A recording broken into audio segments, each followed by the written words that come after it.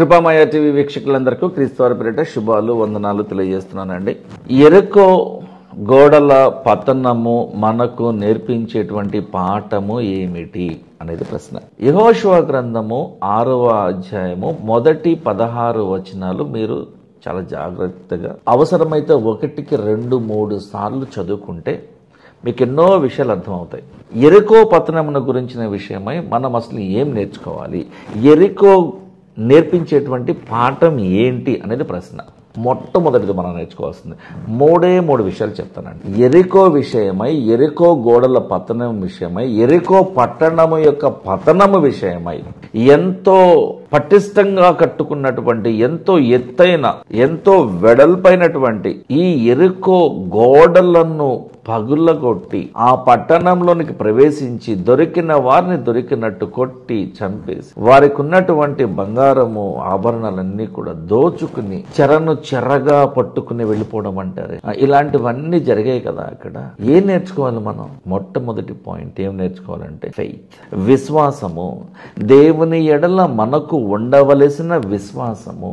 ఇంకా చెప్పాలంటే దేవుని ఎడల మనము కలిగి ఉండవలసిన విశ్వాస పరిమాణము. అలాగే నీ విశ్వాస పరిమాణము చొప్పున నీకు ప్రతిఫలము, ఆశీర్వాదము ఉంటాయి అనేది నేను చెప్పదలుచుకున్నాను. కాబట్టి ఇశ్రాయేలీలు 40,000 మంది సైనిక జనము ఉన్నప్పటికీ, దేవుని యొక్క నిబంధన మందసము ఉన్నప్పటికీ, 7 యాజకులు 7 పొట్టేలు కొమ్ముల బోరలను ఊదుతూ వారికి అందరికీ ముందుగా నడిచినప్పటికీ, నీవు దేవుని ఎడల కలిగిన విశ్వాసం నీ హృదయంలో అది ఎంత ఉందో దేవుడు దృశ్యములుగా కనిపించే మన యొక్క విశ్వాసాన్ని చూస్తాడు.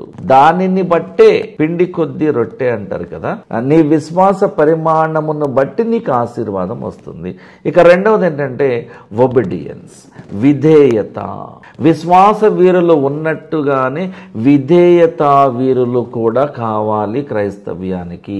దేవునికి విశ్వాస వీరులతో పాటు విధేయత వీరులు కూడా కావాలి. అంటే ఈ ఒబీడియన్స్ అంటే ఏంటంటే మనము దేవుని ఎడల చూపించవలసినటువంటి విధేయత. How committed are you? మీరు మిమ్మల్ని ఎంతలా తగ్గించుకొని దేవునికి లోబడి ఉంటున్నారు? నీవు చూపించే విధేయత యొక్క పరిమాణము చొప్పున నీకు ఆశీర్వాదము.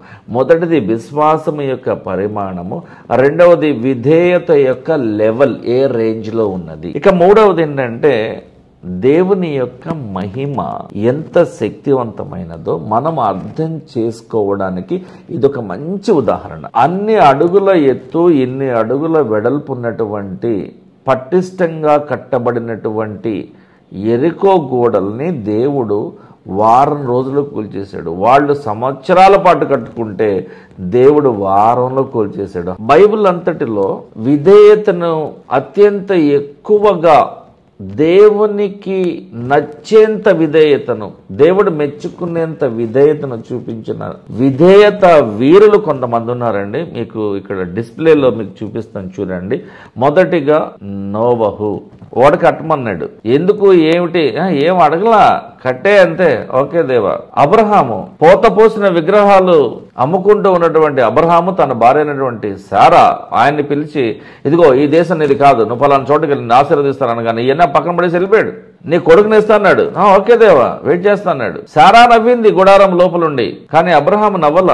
శారా నవ్వింది. అందుకనే నవ్వు అనేటువంటి అర్థం వచ్చేటటువంటి విధంగా ఇస్సాకు పేరు పెట్టబడింది. నవ్వడం అన్నమాట. అంటే అపనమ్మికతో ఉన్నటువంటి శారా, నమ్మకముతో బ్రతుకుతున్నటువంటి అబ్రహాము. ఎంతో తేడా ఉంటుందండి. విధేయత చూపించాడు అబ్రహాము. చెప్పింది చేస్తున్నావంటే, చెప్పినట్టు చేస్తున్నావంటే నువ్వు విధేయత చూపిస్తున్నావని అర్థము. అబ్రహాము గారు దేవుడు చెప్పిన ప్రతి దానికి కూడా విధేయత చూపించాడు. నేను ఇది చెయ్యను, నేను వెళ్ళను అనలా. మోషే గారు చెప్పినట్టు నేను రాను, నేను మాట్లాడను, నేను నాయకుడిగా ఉండను, నాకు నత్తి, నాకు నోటి మాంద్యం ఉంది, కారణాలు చెప్పే ప్రయత్నం చేశాడు. అయినా కూడా వదల్లా. నువ్వు మాట్లాడవా మోషే? నీకు నత్తి ఉందా? నువ్వు మంచి పాటలు పాడుతూ, నువ్వు మంచి ప్రావీణ్యత కలిగిన వాడివి, రాజు నగరిలో రాణి గారి అధికారం కింద నువ్వు పెరిగిన వాడివి, సమస్త కళలో నీకు తెలుసు, నీకు తెలియని కరాటే లేదు, నీకు తెలియని పాట లేదు, నీకు తెలియని మాట లేదు, అంత ప్రావీణ్యత కలిగిన నువ్వు అబద్ధం చెప్తావు అంటే తప్పించుకోవడానికి ఒక సాకు చెప్పే ప్రయత్నం చేశాడు. అయినా దేవుడు వదలలేదు. నీ అన్నన్నాడు కదా అహరోను, అతను నీకు దేవుడిగా ఉంటాడు, నేను నీకు దేవుడిగా ఉంటాను అని పంపించాడు, వదల్లా. కానీ అబ్రహాం గారు ఎప్పుడు కూడా అలాగ సాకు చెప్పే ప్రయత్నం చేయాల.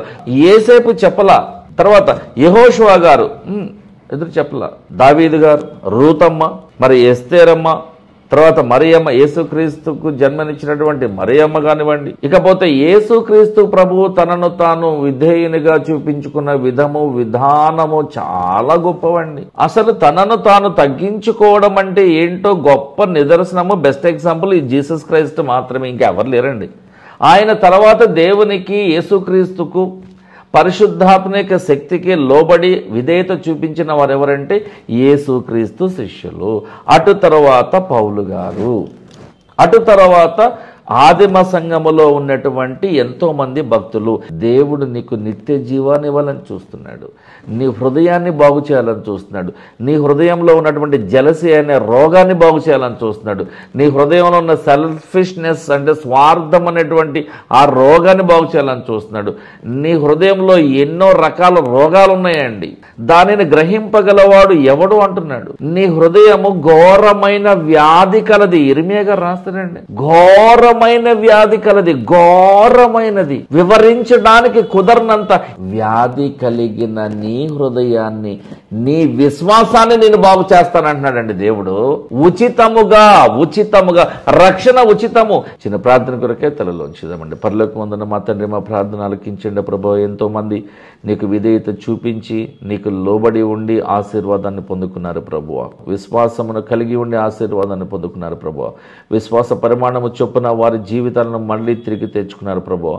అందుకు సమాధిలో ఉంచబడినటువంటి లాజరు కానివ్వండి, ఐతుకునేటువంటి యవనసుడు కానివ్వండి, ఒక విధవరాలు కుమారుడు కానివ్వండి, వీరందరూ కూడా తిరిగి మరలా జీవాన్ని పొందుకున్నారు. అది నీ చిత్తము వలన వారు ఉంచిన విశ్వాసము పరిమాణము చొప్పున జరిగిన కార్యక్రమాలే ప్రభువా.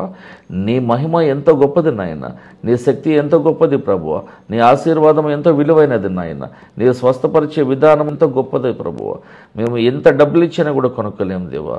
అటువంటి ఈ గొప్ప రక్షణను మేము నిరర్ధకము చేసుకొని అర్థవంతము కాకుండా మేము చూసినట్లయితే మాకు శ్రమ. కాబట్టి ఈ శ్రమల నుండి, ఈ నరక కూపము నుండి, ఈ లోక మర్యాద నుండి మమ్మలను కాపాడి మమ్మలను నీ చెంతకు చేర్చుకుంటామని ఆశతో ప్రార్థిస్తూ వేడుకుంటున్నాం తండ్రి. మా ఈ ప్రార్థన యేసుక్రీస్తు వారి పరిశుద్ధ నామములో అడుగుతున్నాం తండ్రి. ఆమెన్. Thank you.